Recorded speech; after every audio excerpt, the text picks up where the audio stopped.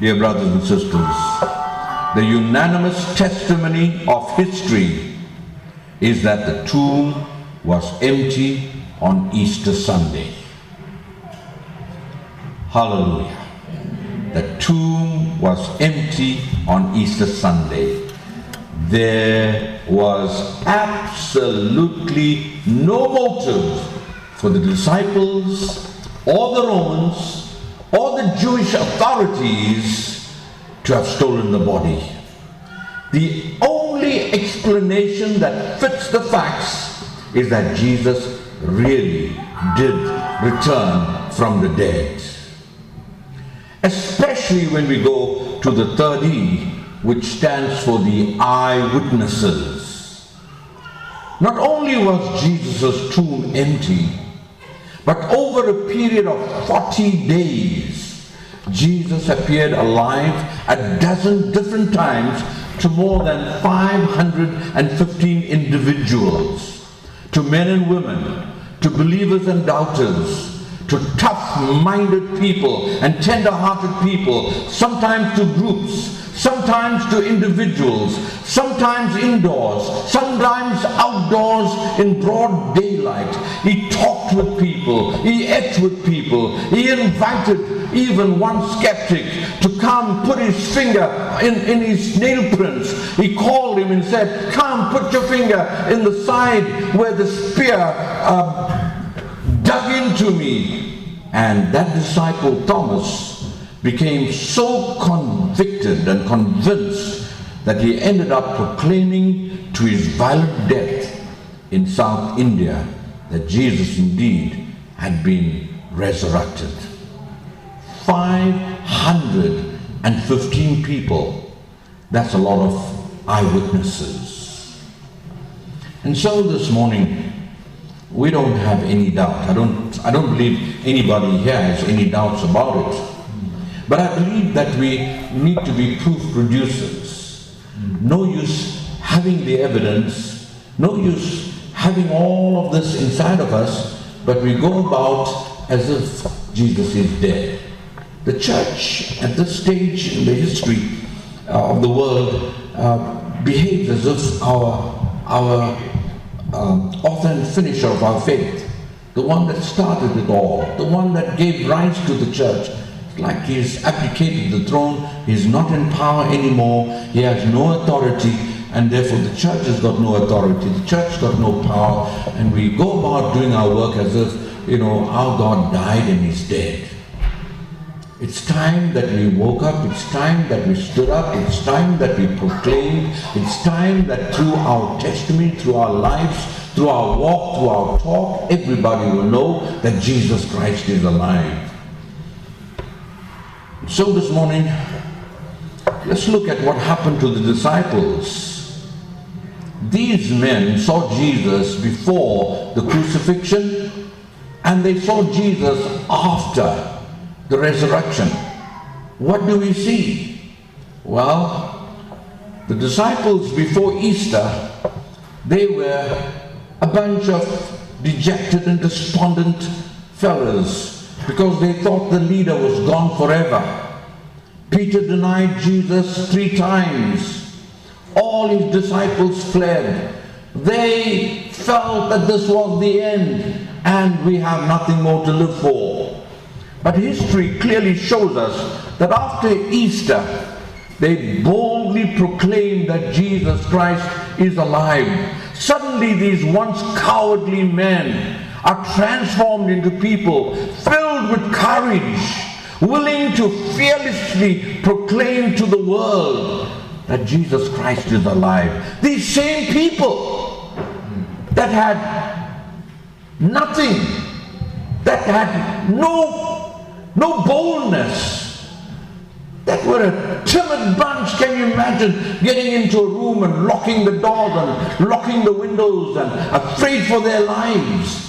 And now they get out of there and they are ready to proclaim. They're not afraid of anybody. Where did they get that from? How could they go out and do what they did? And every one of them lay down their lives for Jesus. Surely there must be something in this. Surely nobody will give their lives for something that they don't believe in. Today we have lots and lots of people that are prepared to give their lives for a cause. They don't know it's a lost cause, but many of them have already laid down their lives, and there are queues of people waiting to do the same. But you can only do that for something that you really believe. Are you prepared to lay down your life? Yes. Laku was right. The evidence for the resurrection of Jesus Christ is absolutely overwhelming. The 3 E's adds up to a powerful persuasive equation. Early accounts, empty tomb, eyewitness testimony, certainly that Jesus was indeed resurrected. And that's the ultimate authentication that he is who he claimed to be, the one and the only Son of God. But this is more than just an historical curiosity. The resurrection has profound implication for you and for me today. And to explain that, I'm going to end with a story made up by a man that many of you are familiar with, Alfred Hitchcock, and recounted in a book recently published by David Jeremiah. It's not a true story, but it's a story with a lesson. It's a story of a woman who murdered her husband years ago, and she was sentenced to a lifetime in prison. She vowed that somehow, some way, someday, she's going to escape. And so she had made up her mind that she was going to escape. And so as a prison bus approached the jailhouse, she saw an old man, another prisoner, covering up a grave in a small cemetery outside the prison walls. Right then, she thought of a plan. Once inside, she befriended the old man. He was also a prisoner, and he was going blind and needed some cataract surgery. So she said to him, "I'll give you the money for your surgery if you'll help me escape." And he agreed. Here was the plan.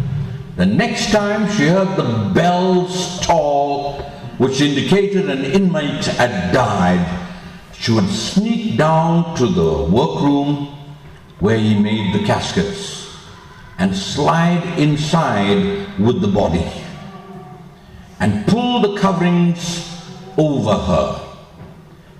He would wheel the casket out to the cemetery, lower it into the grave, and cover it with sand.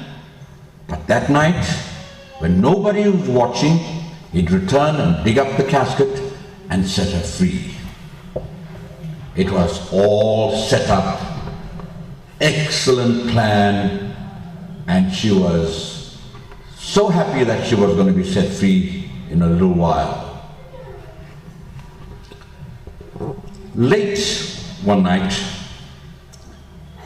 the bells began to ring. The woman sneaked down to the workroom. It was dark, but she found the casket, lifted the lid, slipped inside next to the body, and pulled the cover over it and waited. Sure enough, a few hours later, she felt the casket being rolled towards the graveside. In this casket, she smiled to herself. She heard them lowering the casket into the hole. She heard the clumps of sand and dirt hitting the casket and covering her up. She had done it. She was excited. She could hardly contain her excitement. Silence followed as she waited in the dark. Time began to drag on. Hours passed, then more hours, and finally she began to worry. She broke out into a cold sweat. Where was the old man? What was keeping him? Can you imagine the emotions that would have gone through her mind in those hours?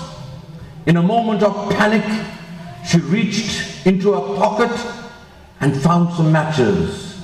And as she lit one, she glanced at the corpse next to her and saw that it was the old man himself.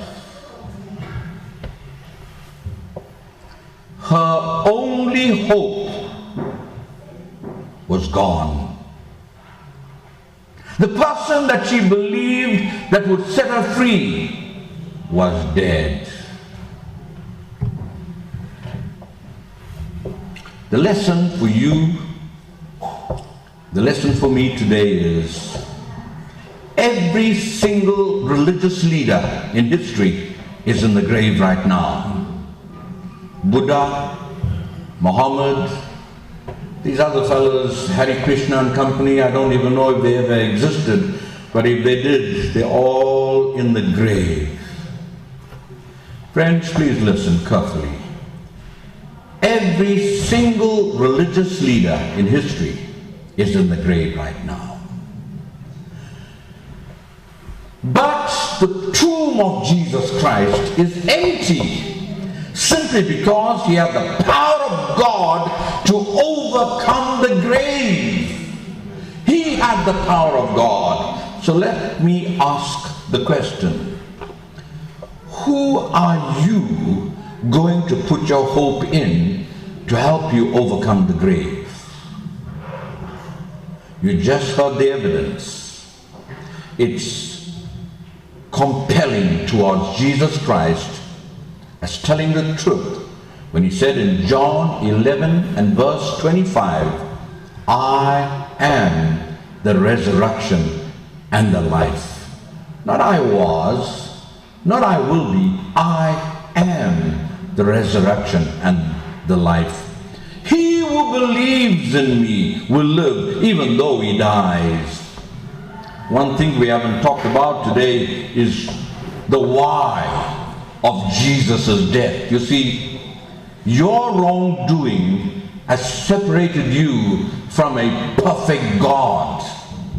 And out of his love for you, Jesus chose to suffer the pain of the cross as your substitute, to pay the penalty that you deserved for your sin so that you could be reconciled with God.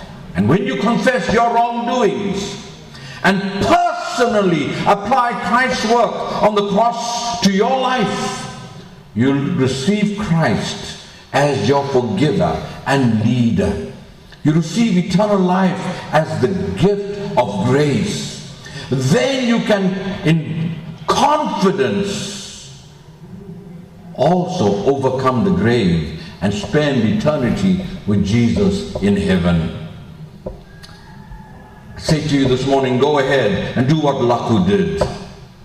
Do what thousands of people have done all over the world. Look at the evidence yourself. You decide, but keep the image of that hopeless woman in mind while you ask yourself this question. Who's the only one who the evidence has demonstrated can offer you the hope for eternity? Are you putting your faith and trust in someone that will finally lie in a box beside you? Don't. Let's put our faith and our trust in the Lord. Let's live him, serve him, love him, for he is worthy. He's alive. Where is he? Where is he today? He lives in the lives of men and women who have given themselves completely to him. You ask me where he is, inside my heart. Where does He live? Does He live in your life today? Let's take the stand of Laku, this great barrister, this great lawyer, who started his study simply because he wanted to find evidence if this is true. Did Jesus Christ really die? Did He really rise from the grave? And he did his research and conclusively proved that Jesus Christ is alive. He was no phony. He is alive forevermore. Today and every day, let's live knowing that Jesus Christ is alive. We get up each morning knowing that we can face tomorrow because Jesus Christ is alive. We can face whatever comes up because Jesus is alive. We can handle any situation because He's alive. And because He lives, because He is life, I can face tomorrow. Because He is life, you can face whatever it is you are that's up against you right now. Whatever it is, no matter how difficult it is, because Jesus is life, you can live, and you can live victoriously. And so this morning, our hearts are gladdened to know that we serve Jesus, a living God. But we are also pained to know that there are millions upon millions of people that do not know this. And that is why in that very same chapter, having Him, knowing Him, trusting Him, and all of that is excellent. But Jesus gives us the Great Commission right there at the end of this chapter. And so what must we do with this evidence? Do we keep this evidence for ourselves and tap ourselves and say, well, we're on the right track and we're happy about this? Or what do we do about this evidence? Laku didn't sit back and enjoy his profession after knowing the evidence. He gave up everything. He resigned from his profession, sold all that he had, and went about telling everybody, listen folks, Jesus Christ is alive and He's coming back again. That's how he lived his life, and that's how he died. He died at the age of 88, and he spent all his days after coming to know that Jesus Christ is his Lord. He gave it all to Jesus. Now what are you going to do with this evidence today? The evidence that Jesus Christ is alive. Are you going to sit back and just be the same? Are you going to go about your lives the same way? Or are you going to take this seriously now? Speak to your family, speak to your friends, speak to your community, speak to whoever it is, and tell them, pray for them, weep with them, get them to know Jesus and love Jesus as well. That's our responsibility, I believe. And that's the reason why we are so convinced that we must do something. We've got to do something. Let's bow our hearts in prayer.